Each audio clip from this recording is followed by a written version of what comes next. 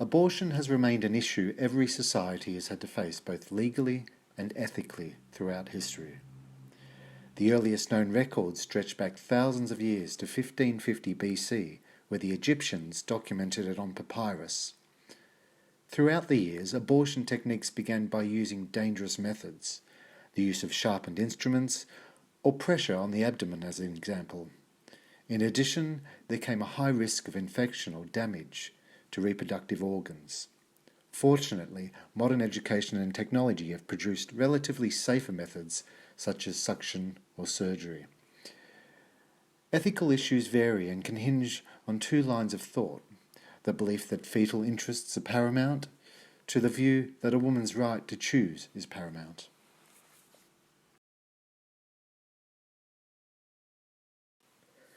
In 2010, 61% of Australians said abortion should be lawful without question in the first trimester. And since the 1980s, opinion polls in Australia show an increasing support for abortion rights. The most commonly accepted reasons for abortion are the preservation of physical or mental health. Rape or incest are the next most acceptable reasons, with economic and social reasons being the least supported. Criminalisation of abortion became widespread in the mid-19th century throughout Europe. Australia followed Old English laws until 1967.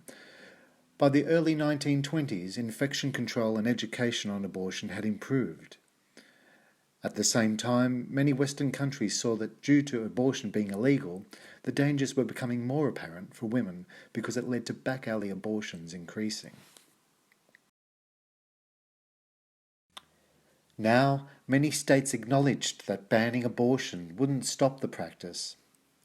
Political parties associated themselves with the protection of women's health and initiated legislation. In 1969, Australia, with a landmark case of R.V. Davidson, abortion became legal. In 2018, a Safe Access Zones law prevented anti-abortion campaigners or pro-lifers from protesting near abortion clinics.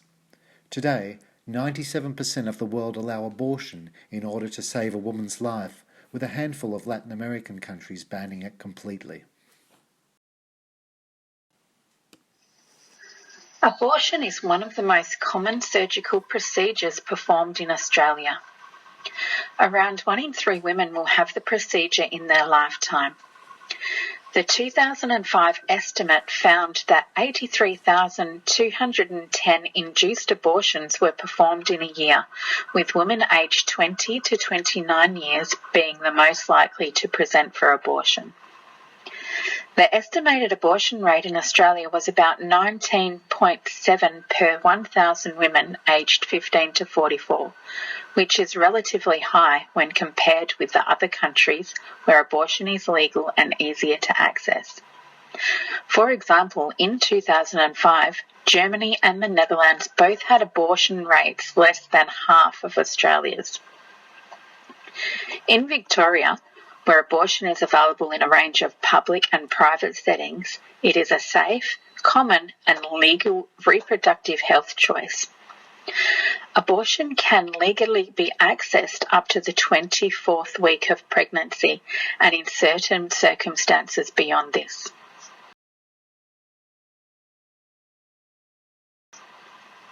Abortion laws vary between Australian states and territories, which can be confusing. Most of the variation in laws concerns the reason for abortion and the stage of pregnancy. Early abortion, up to 14 weeks, is available Australia-wide, and later abortion is available in most states and territories. The Abortion Law Reform Act 2008 decriminalised abortion and set out guidelines for when abortion can take place. Abortion after 24 weeks is still legal but not common. Not unlike Australia, Iceland has Europe's most liberal abortion laws, permitting abortion up to 22 weeks, unlike other European countries such as North Macedonia, who only allows abortion up to 12 weeks gestation.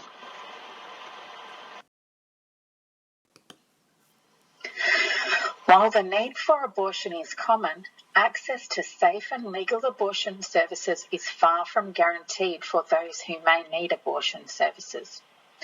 In many countries, other than Australia, abortion is prohibited altogether. Some countries' laws will allow abortion under certain circumstances, such as to save women's life or to preserve health, or under broad social or economic grounds. Below is a map of the world that has colour-coded countries that prohibit abortion and countries that allow abortion under various circumstances.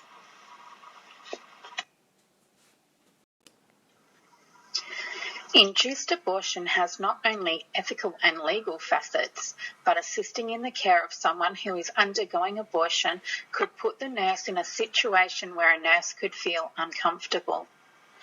There might be numerous emotions a nurse could feel that must be considered depending on their religious beliefs or personal morals and ethics. Some are concealing emotions, contradictory emotions, mental unease, respect for life, and self-protection.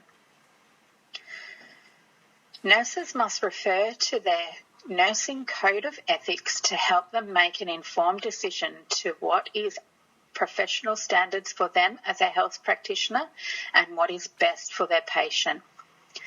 This might mean nurses might be required to make an individual choice to work in a mercy hospital where abortions are not performed, or they might discuss their feelings and personal morals with their new nurse unit manager and arrangements be made that supports the nurse.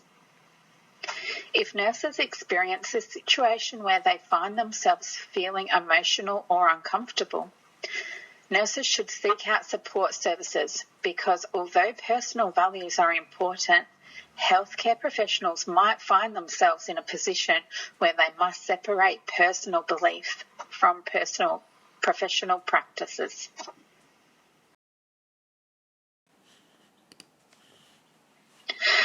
Nurses' attitudes towards the women they are caring for can have considerable weight on not only the women's trust of practitioners, but their own recoveries. Continued professional education that provides stress relief will allow nurses to develop self-healing and self-care behaviours, leading to a better quality professional care.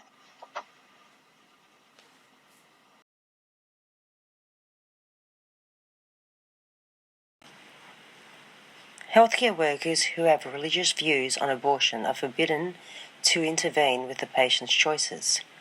Dealing with the mental health status of the patient who is forced into having an abortion, going against their morals and ethics, saddened because if the healthcare worker might not be able to have children of their own and others are aborting children, ensuring consent is given freely by the patient.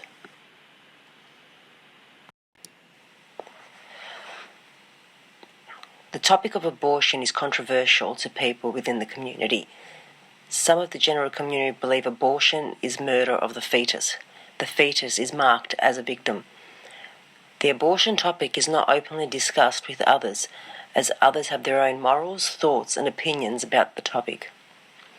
The pro-life groups protesting outside of abortion clinics are disturbing women who are attending the clinic, unaware some women don't have a choice and are affecting their mental health of the women attending that clinic. Some patients are forced into abortion due to not being supported by their partner and family. Patients have a sense of guilt, confusion and shame, not being able to process what they have done was the right decision. Depression and anxiety begins to set in, especially when they're alone and have no one to confide in. Families being ashamed of their daughter when the pregnancy was out of wedlock.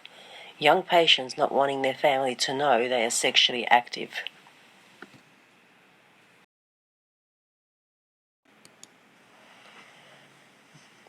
Being from a religious upbringing, raised to believe abortion and sex before marriage is considered a sin. Patients seeking help from a psychologist for support to help with their mental health issues as they are forced into the abortion. Abortion is sometimes a very painful topic for women as they find themselves facing the dilemma whether to terminate the pregnancy, a sense of regret after the procedure has been completed.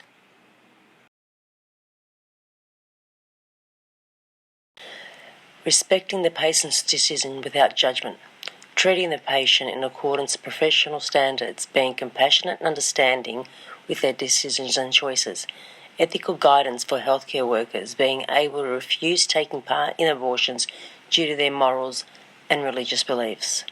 Nurses respect the rights and dignity of the patient's choices without prejudice.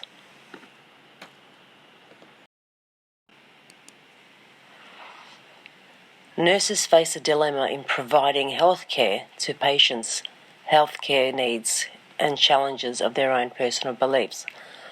The role of the patient advocate and the belief and respect of the patient's autonomy in decision to making the right to care, providing duty of care for the patient, providing guidance if and or when it is needed,